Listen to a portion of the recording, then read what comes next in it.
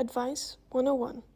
Tuition fees. With the cost of living continuing to be a major part of students' lives, the UWTSD Student Union wants to ensure that students are empowered when making choices around their personal finances. We appreciate that university is a major step in many people's lives, but it's not always easy fitting it into finances. We want to ensure that students understand their responsibilities but also their rights when it comes to paying student finances. When it comes to money, students usually think about student finance in two separate categories. This is the maintenance loan and the tuition fees. In this video, we'll be focusing on the second part, the tuition fees. But simply, tuition fees are the cost that the university charges for students to be taught on campus and to access academic resources such as IT equipment, the library, anything that you access during your time at university. Tuition fees will vary depending on what course you take. The length of the course and the level of study can affect tuition fees. Tuition fees are usually stated on your offer letter from the university. If you're unsure about your tuition fee costs or you think that there might be an error on your university offer letter, it's best to contact the university before making any decisions to accept or reject an offer to study. Being offered a place to study a course that you're passionate about is exciting. Sometimes students accept a place to study before they know if their student finance application has been accepted or rejected by a student loans company. These can also be referred to as SLCs. If your application to receive student funding is rejected and you've already accepted a place on the university course and completed enrolment, then you'll be responsible for paying the tuition fees. During busy times, it's not uncommon for student finance companies to have a bit of a backlog and delay in getting back to students to let them know if their application has been accepted or rejected. Because of a potential delay, we always recommend that students apply for student finance funding well ahead of time. You can find the opening dates for student finance applications on your SLC or student loan company website. Although we appreciate it can be disappointing, sometimes it is better to delay accepting a place to study until you know if you are or are not eligible to receive student finance funding. Grace periods. If you accept a place to study, you have a 14-day grace period. This is 14 days where you can change your mind about studying without incurring any tuition fees. Remember, these 14 days start counting down from the start date stated on your offer letter.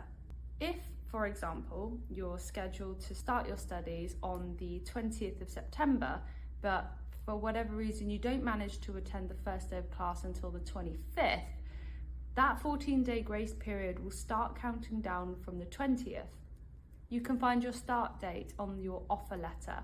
If you're not sure, contact the university. With how busy things can be with the run-up to starting studies, 14 days goes by very quickly, so it's best to keep an eye on the calendar. For students that do get approved for funding by SLC or a student loan company, these fees will usually be paid straight from the SLC to the university.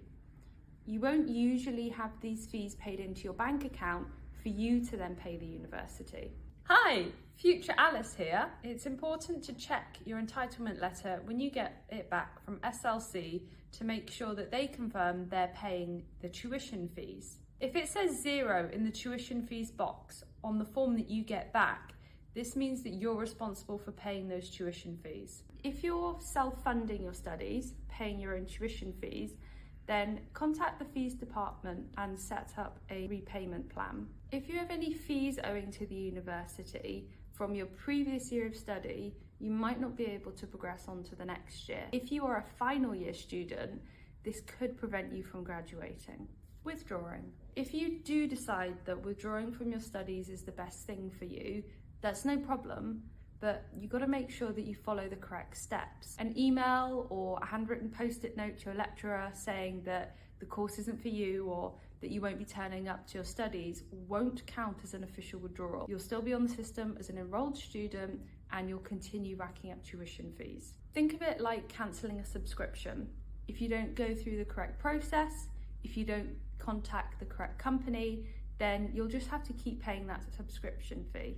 Depending on when you withdraw, depends on how much of the tuition fee you incur. If, for example, you withdraw in the second semester, then you'll be responsible for paying 50% of that year's tuition fee. If you are withdrawing within the previously mentioned 14-day grace period, then you can fill out something called Appendix 2 on the student agreement and email it over to the admissions team. If you're withdrawing after the 14-day grace period, then you'll need to go onto your MyTSD and complete a withdrawal form. Alternatively, you can go onto the university website that has lots of useful information about students considering withdrawing. Before students decide to withdraw, we always recommend that they talk to both the fees team and their program manager. They'll be able to give information about any potential alternative routes for you. If, for example, you are experiencing some short-term issues that may be able to be resolved later, it might be best for you to consider an interruption of studies rather than withdrawing completely from your course. Sometimes the university withdraws students without them asking. This can be for various reasons, such as a student being out of attempts for a certain module or for a lack of engagement. We understand that this can be stressful and upsetting, but this is a process put in place to try and prevent students from racking up the full amount of tuition fees.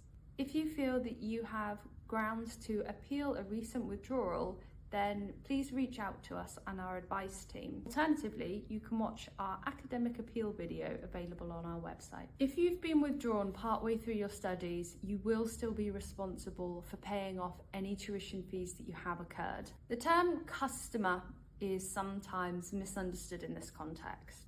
It's important to remember that paying your tuition fees does not automatically secure you a degree. It's similar to taking a driving test.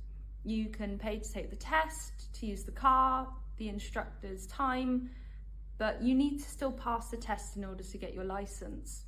If you're unsure about paying tuition fees or any part of what we've gone over, whether you're postgrad, undergrad, international, then please reach out to us and the university.